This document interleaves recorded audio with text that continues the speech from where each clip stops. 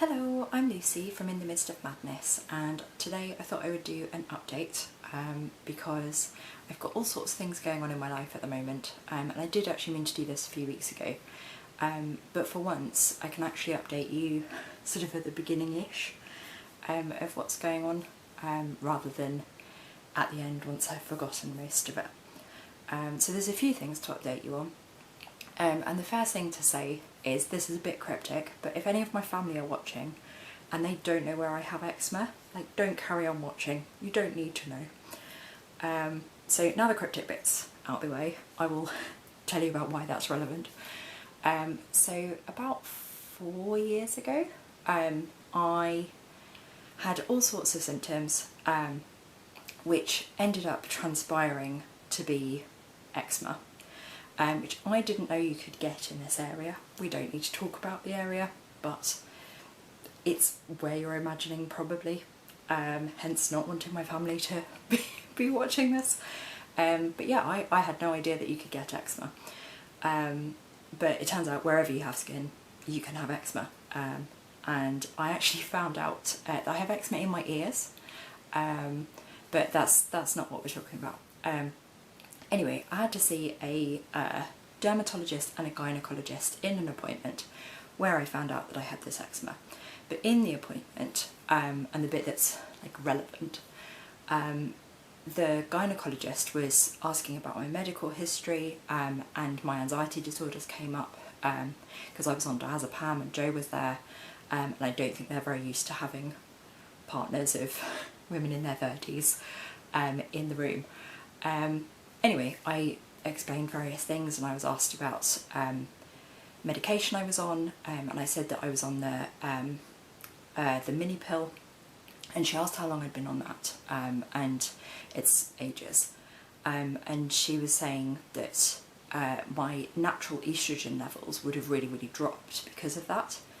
And so she was asking me about how I sort of felt, and she said that skin issues and anxiety can both be caused and worsened by low estrogen levels.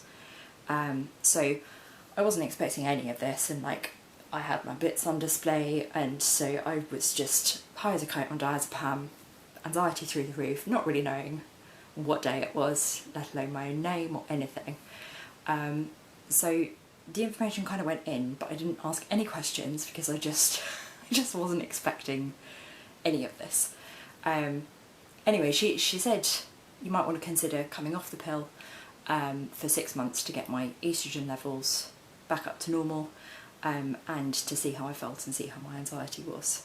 I was also given a steroid cream for the eczema, and that has worked wonders, and I continue to use that infrequently, and the eczema is under control.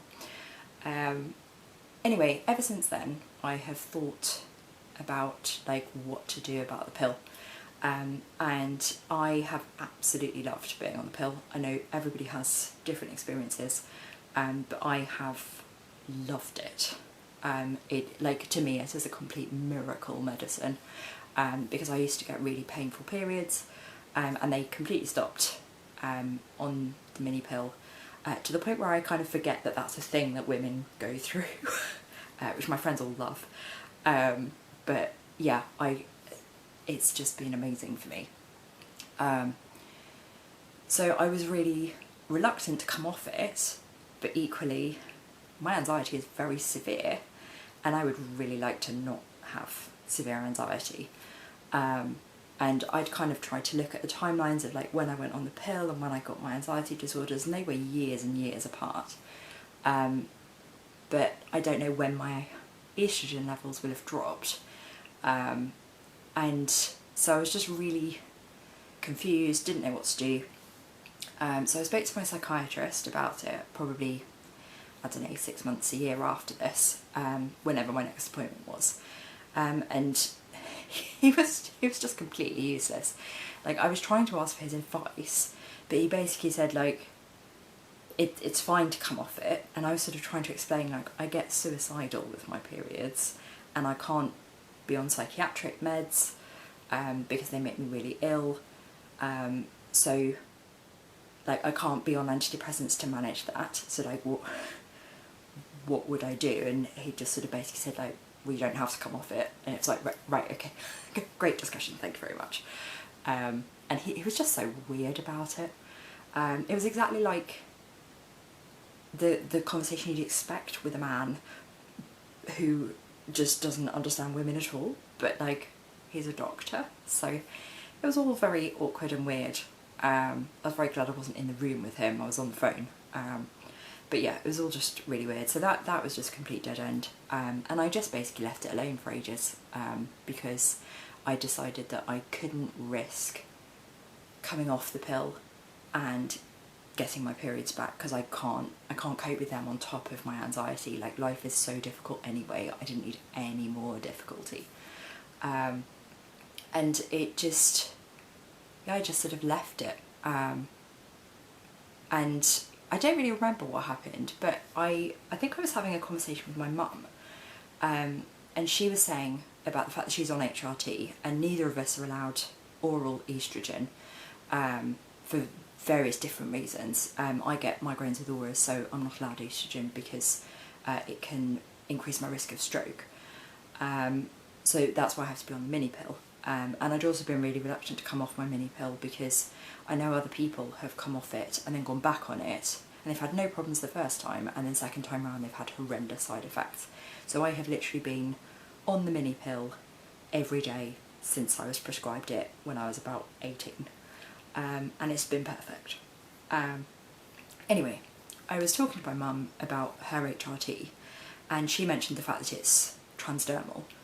And I don't remember who said what, but basically we sort of came to this sort of question of, hang on a minute, could I have transdermal estrogen?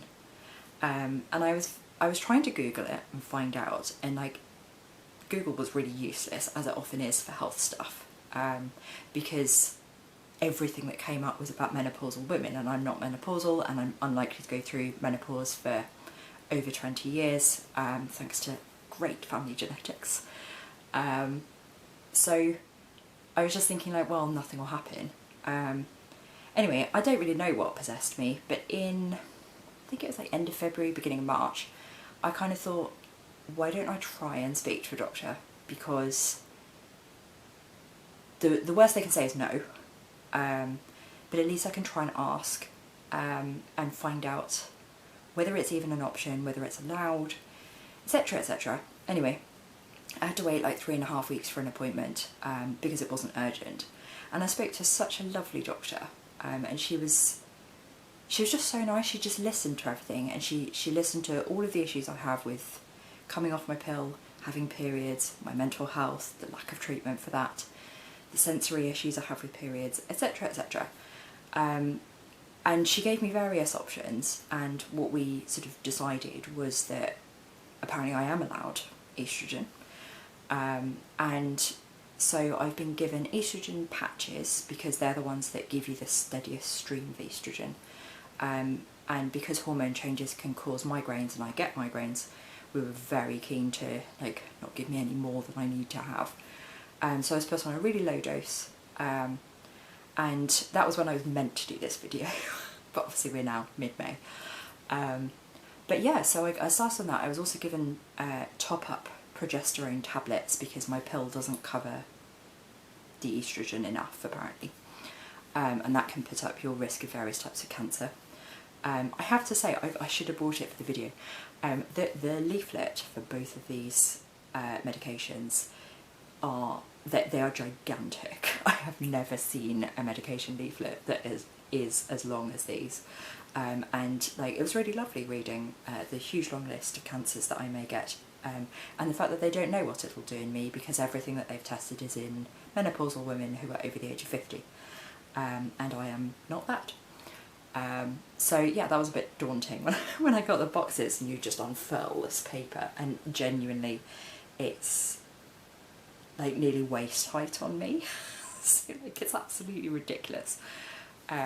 Anyway, started on them and it's been absolutely fine. I've had, as far as I can tell, no side effects, which is great. And I forgot to ask the doctor sort of like, what are we doing and when? Like, I've got a 3-month review, where I think I'm going to be upping my dose, but I don't know sort of like at what point we stop. I don't know if there's like a maximum point at which if my anxiety hasn't reduced, I just come off. I don't really know, so I will need to ask some better questions next time. I was just a bit stunned when she sort of said, okay, yeah, we can do that. Do you want this or this? Because I was just fully expecting her to say, no, we can't do that. Just come off your pill and just ignore everything I'd said, because that's my experience in the past. So yeah, I'm trying to very much not get my hopes up, because it does feel like I would need a miracle to reduce my anxiety, and I'm certainly not expecting a cure. But even if it took like the tiniest edge off, it would be so amazing. And I've definitely felt a little bit more stable the last few weeks, but I'm also in a fairly stable bit of life, which I say very tentatively because usually that curses it into getting very unstable very quickly. But yeah, things have been quite settled, so there hasn't been sort of enormous stuff to like massively rock the boat and make me super anxious. And certainly when I have things to be anxious about, I am really anxious. But yeah, I'm tentatively hopeful that it might help, and it's a bit strange being on HRT at 34 for non-menopausal reasons. Because bearing in mind the age my family go through menopause, like I wasn't expecting this for like about 25 years. So yeah, it's a bit strange saying that I'm on HRT, but I'm really pleased to be able to try it and give it a go and see if it helps my skin, which like I say is mostly under control, but that is with steroids. I have to take the steroid cream, otherwise it flares up again, and no one needs that. And I meant to do a video about this at the time, because that was all like super weird, and I think I was very nervous at the beginning of this video. I've tried to slow down my speech a bit now, but it's just one of those things where I was like, oh, I can't talk about that on the internet. But equally, like, I had literally no idea, and I googled what on earth my symptoms could be. I had no idea that literally anywhere you have skin, you can get eczema. And I did genuinely think that the ENT specialist was joking when he said I had eczema in my ear canals, because that just sounds made up.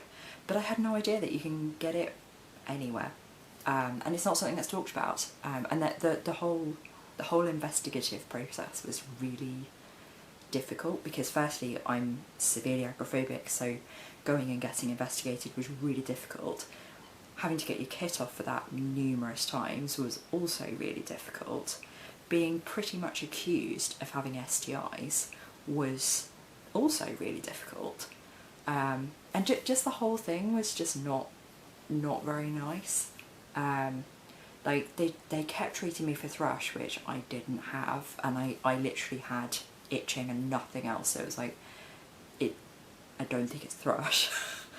I couldn't work out what it was because nothing on the internet said eczema, so there were all these horrible STIs that I knew I didn't have, and yeah, it was just really scary, and also like it was affecting my sleep, and like it was intensely itchy. Like I sorry to give you horrible images, but like it was really not nice, and it was also really difficult because I couldn't get support from people, because like it's not the kind of thing that you can just tell people, albeit I did.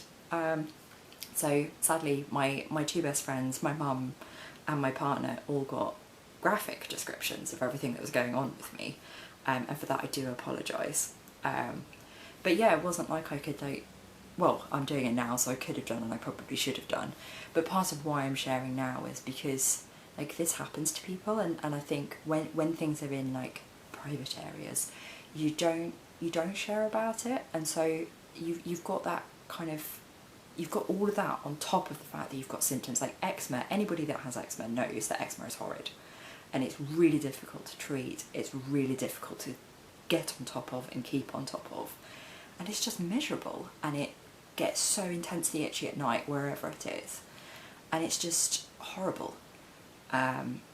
and you're just so aware of it all the time. But then having that in a place where you can't go, oh my god, my eczema's flared up, because people are like, oh, where? As soon as they see that it's like not on your face, they're just like, oh, where is it? It's like, So it's just really awkward for months. And like, I didn't see the specialist for 9-10 months.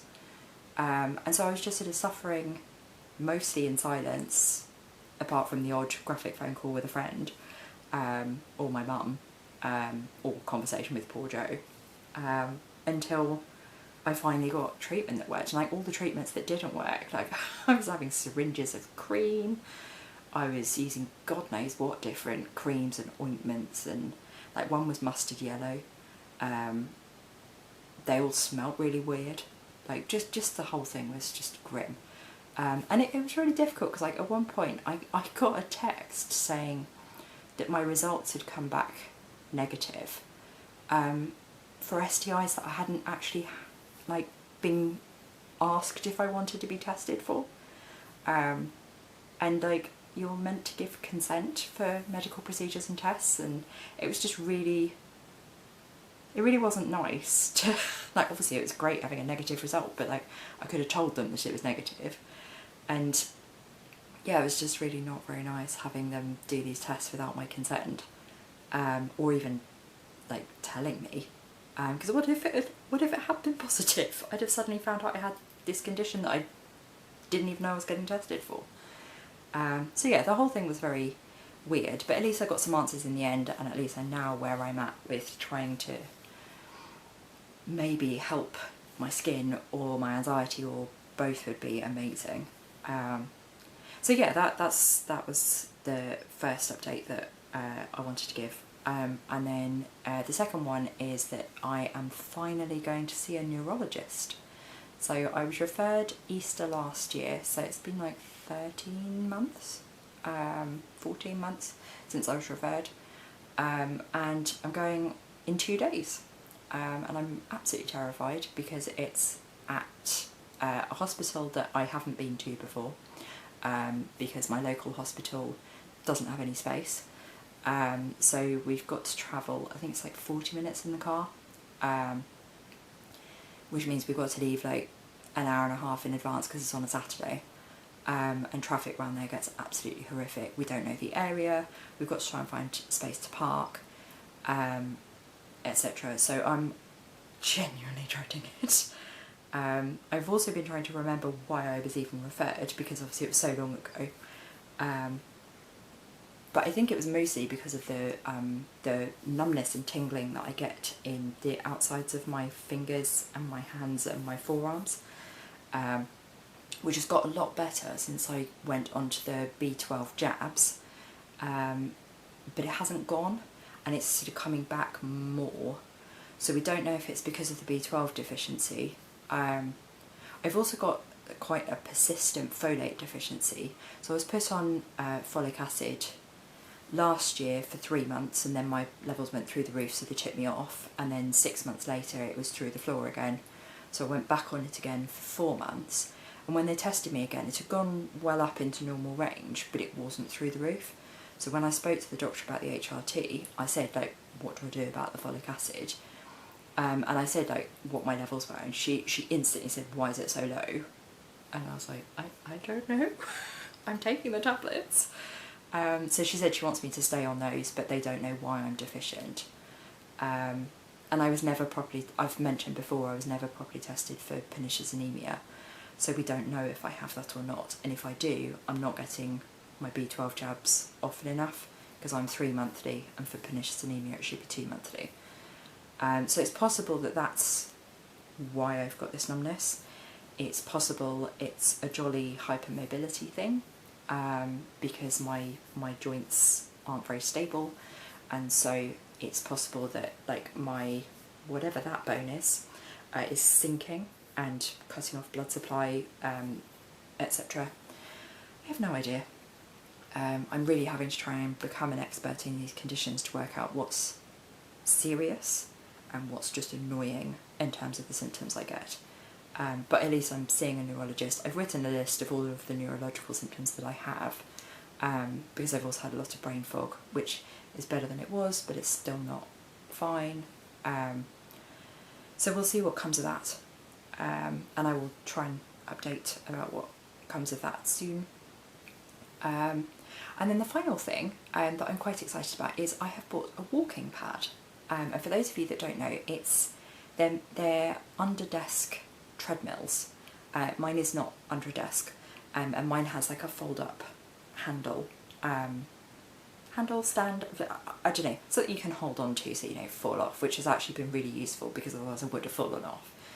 But it's really good because I live in a flat and it's like 10-20 paces to get anywhere in my flat. So my average steps in a day is like 1,700, and that's including when I go out of the house, which obviously isn't very often, but as soon as I leave the house, like that's a lot more steps than I do going to the toilet and going and making cups of tea. And so I've been trying to kind of gradually work up. So I only got it last Thursday, so I've had it 8 days. But I've used it every day. I'm really proud of myself. Even on the day I really wasn't very well on Tuesday, I was just completely drained, but I still did my steps. I did them much slower, but I still did my steps.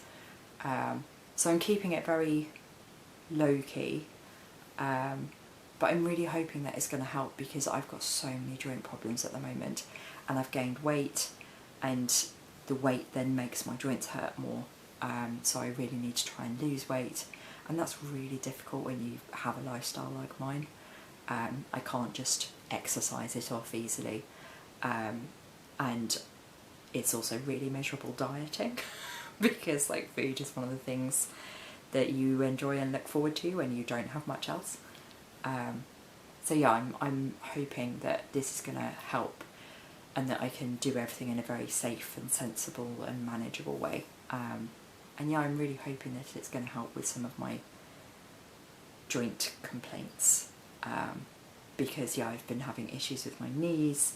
I've been having issues with what I assume is my sacroiliac joint, in my pelvis or above my pelvis. I'm not totally sure. It's like here. Who knows? But I'm still waiting to see the rheumatology team who I was referred to 18 months ago.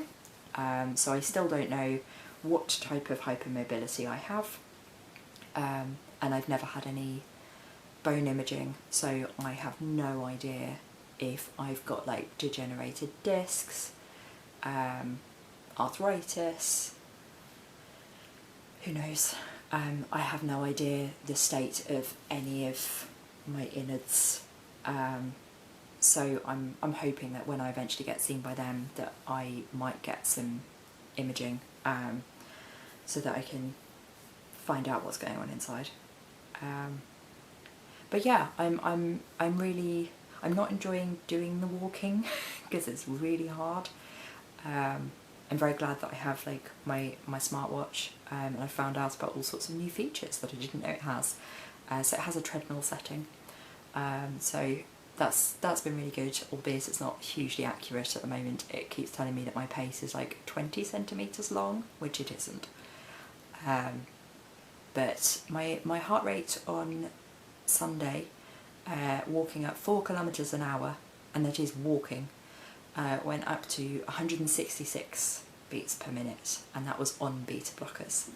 So it's certainly hard work, and I can absolutely see why I struggle with so many things, because my body is very intolerant to exercise, thanks to all of the various conditions that I have. But it's a start, and I'm so pleased I have it. I will try and do a post about it, and maybe like a review or something, because most people are using them in offices or to like boost their walking when they're super fit, and like I'm not in that category. So I feel like I've got stuff to say from a chronic illness perspective, about this kind of kit. Same with the smart devices. I think chronically ill people use them very differently from athletes, and most of the reviews you find are from like super fit people, who are doing like thousands and thousands of steps a day, and I'm just trying to do 2,000 or more a day. so keeping it manageable. And I know that people with conditions I have can't do anywhere near that even, so I am very aware of where I sit in the chronic illness space. I'm very lucky to be able to do this at all. So yeah, that's kind of me really. I've probably rambled on. I know I've said like a million times, sorry. I've been really anxious about doing this, and yeah, I just wanted to get it done, so I have now. There we go again. But I will be back soon with more updates, and hopefully this update's been alright and not too graphic, and hopefully you can get the images of everything out of your heads. Apologies. But yeah, so do like the video, subscribe to my channel if this is the kind of content that you like, leave me a comment, and yeah, I will be back soon. Thank you so much for watching. Bye!